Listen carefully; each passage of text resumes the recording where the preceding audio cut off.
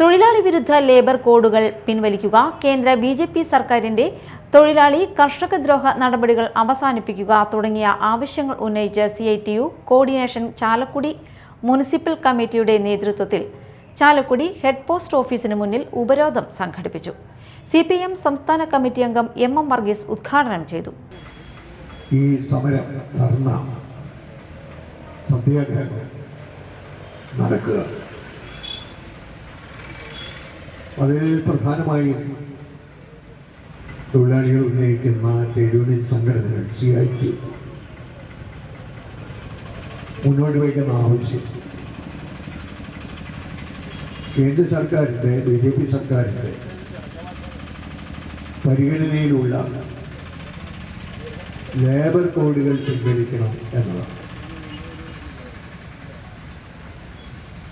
തൊഴിലാളികൾക്കും കൃഷിക്കാർക്കും എതിരായിട്ടുള്ള നിലപാടുകളിൽ നിന്ന്, നയസമീപനങ്ങളിൽ നിന്ന്, അതോടൊപ്പം നിയമനിർമ്മാണങ്ങളിൽ നിന്നെല്ലാം കേന്ദ്ര സർക്കാർ, BJP സർക്കാർ, മോഡി സർക്കാർ പിന്തിരിയണം എന്ന ആവശ്യം ഈ സമരത്തിന്റെ ഭാഗമായി മുന്നോട്ട് വെക്കുക. CITU area president KP Thomas അധ്യക്ഷനായി. CPIM area secretary KS Ashokan, PS Santhosh, PC Umesh എന്നിവർ സംസാരിച്ചു.